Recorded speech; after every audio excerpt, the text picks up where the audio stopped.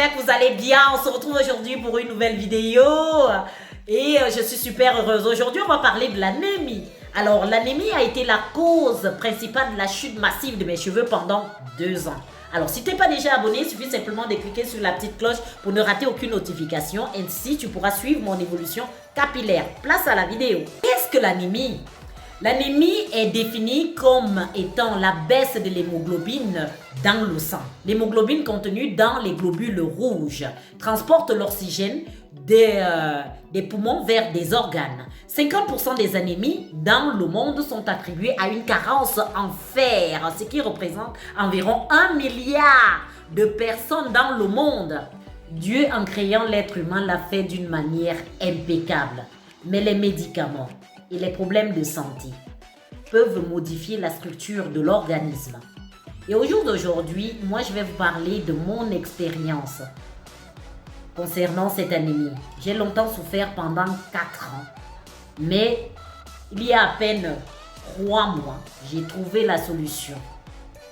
Et au jour d'aujourd'hui, je vais la partager avec vous, afin que vous, si vous souffrez, si vous avez été ou vous êtes actuellement dans la même situation que moi, que vous ne puissiez pas subir autant de temps et pendant longtemps.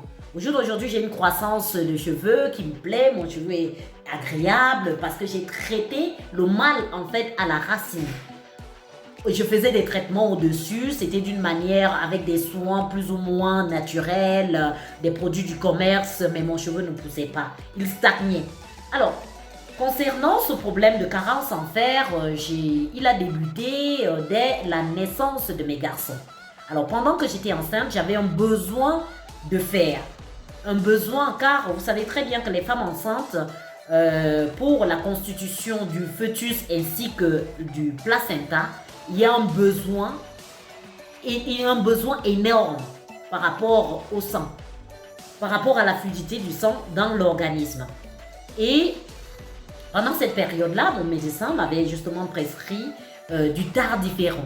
Avec le tardiféron, j'ai vu comment il y a eu du Fumafert, c'est sous prescription médicale. Vous ne pouvez pas aller comme ça dans le commerce ou en pharmacie avoir ces médicaments-là qui a été vraiment efficace pour moi.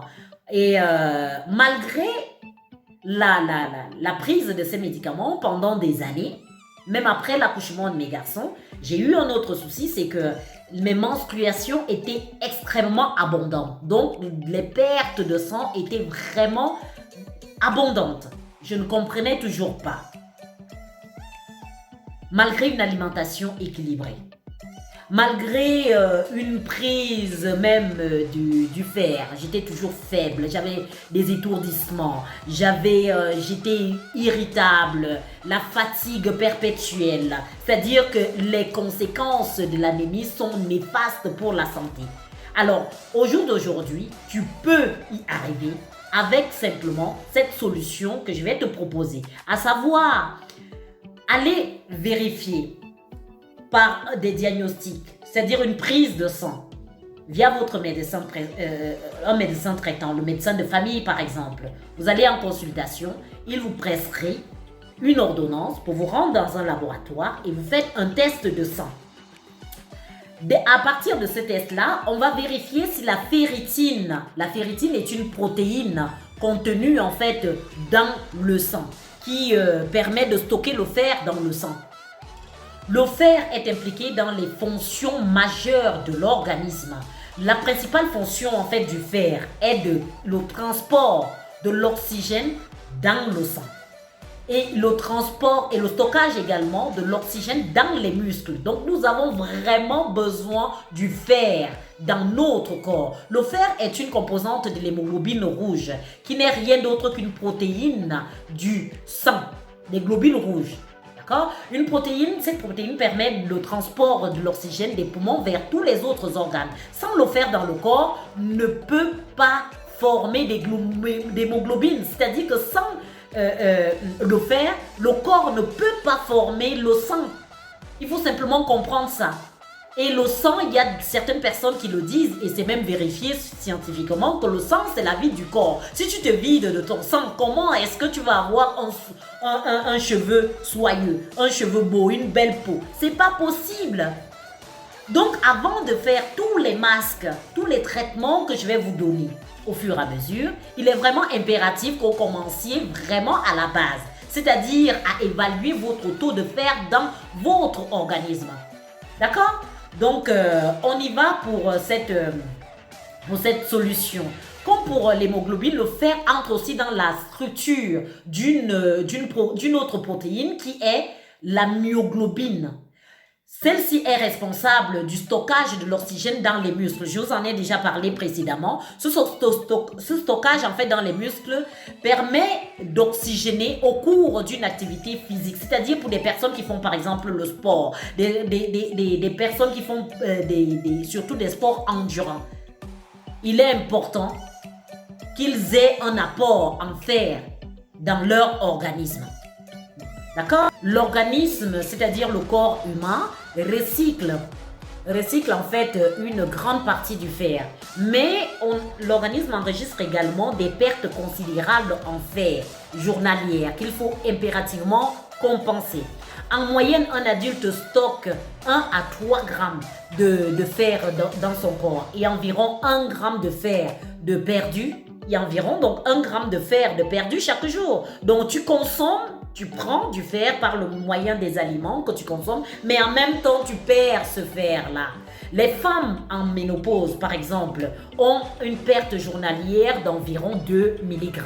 Les enfants et les adolescents, c'est-à-dire même les jeunes filles, vous voyez les jeunes filles en âge des adolescentes filles qui ont besoin de fer pour non seulement grandir, mais en plus de ça, ils ont besoin de fer parce qu'elles ont leur première menstrue, ce qui fait qu'il faut une compensation. Il faut impérativement qu'il y ait un apport en fer beaucoup plus élevé.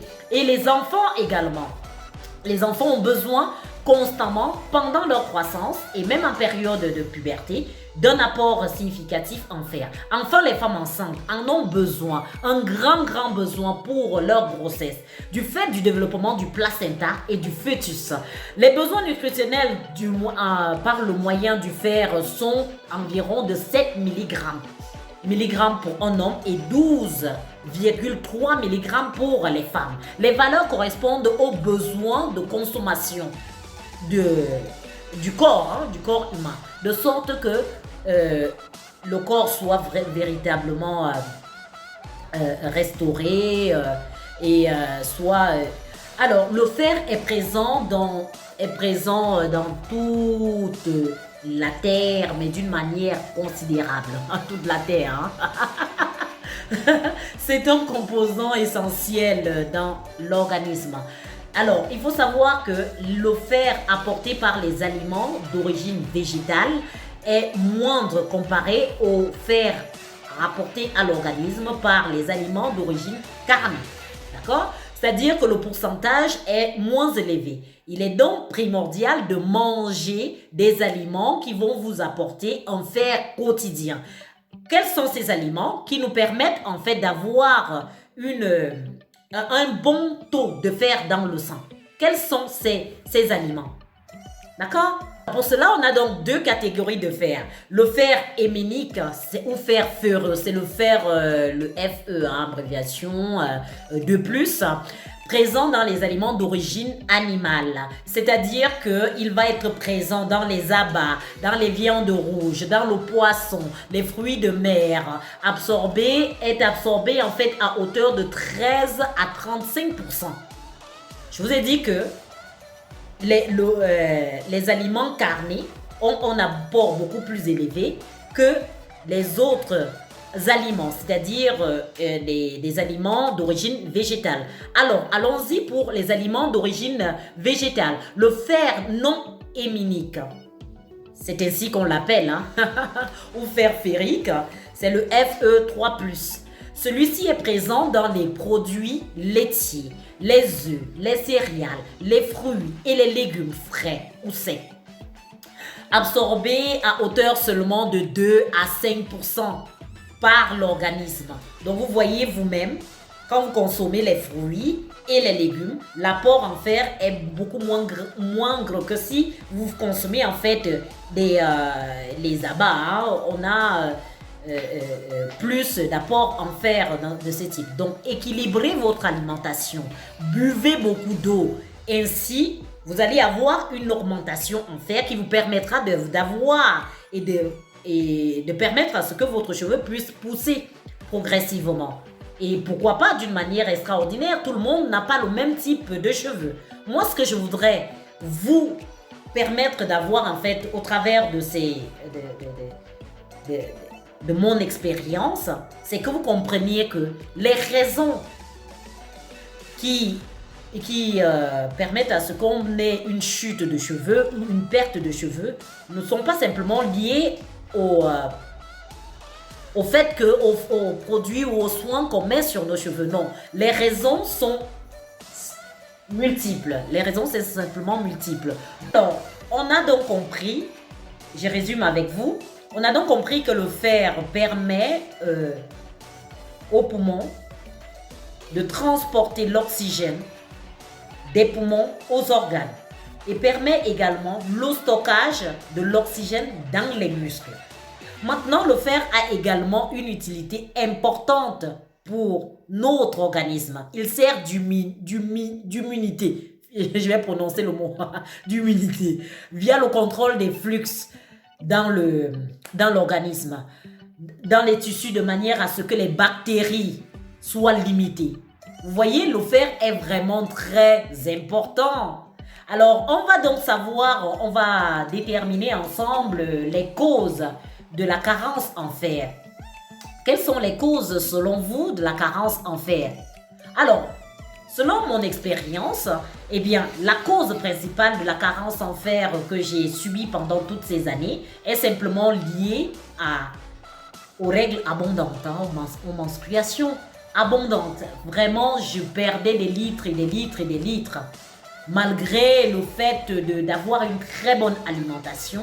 Mais il m'est arrivé des moments où je me sentais mieux et j'ai arrêté complètement de refaire en fait des consultations médicales pour vérifier le taux de fer dans mon organisme. Et jusqu'à ce que, il y a à peine 3 mois, j'ai une forte carence en fer, au point où j'ai été obligée d'aller me faire des transfusions sanguines. J'étais à combien? Imaginez-vous, à moins de 10%. C'est-à-dire que mes fonctions vitales étaient vraiment commencées à être endommagées. J'étais fatiguée, j'étais épuisée. Même au lever du lit, je n'étais pas forcément... Alors, pour conclure, il faut savoir que les viandes, le poisson, la volaille favorisent l'absorption du fer dans l'organisme, contrairement au café et au thé qui contiennent en fait du tanin et défavorisent l'absorption du fer dans notre organisme. Et le régime alimentaire est également très important parce que pour des personnes végétariennes, il leur faut un apport un petit peu plus prononcé sur des aliments contenant du fer, comme par exemple les œufs. On ne mange pas voilà, tout ce qui est viande, donc il faut voir les choses telles quelles. Autre chose, c'est moi ce qui m'a vraiment beaucoup aidé, c'est du tardiféron. Tardiféron sur prescription médicale. Je vais réussir à prononcer ça. Sur prescription médicale. Et depuis que j'ai fait mes transfusions sanguines, ce n'est pas pour tout le monde, hein, c'était vraiment une exception. J'ai vu comment mon cheveu commence à régénérer depuis bientôt 3 mois. Donc, j'espère pour vous que cette vidéo vous a fait du bien, ou en tout cas qu'elle vous aura apporté des éclaircissements sur toutes celles et ceux qui sont victimes d'anémie, hein, de carence en fer. Et la priorité au jour d'aujourd'hui, c'est vraiment mettre l'accent dessus pour résoudre le problème et afin que les traitements sous-jacents, c'est-à-dire des traitements à base de masques à l'aloe vera, par rapport à une routine capillaire que vous avez déjà adoptée, puissent être efficaces. Donc, je vous remercie d'avoir regardé ma vidéo et surtout, n'oubliez pas de vous abonner, de liker et de partager dans cette belle communauté qui est la communauté des délices. Je vous love très très fort mes délices et à très bientôt.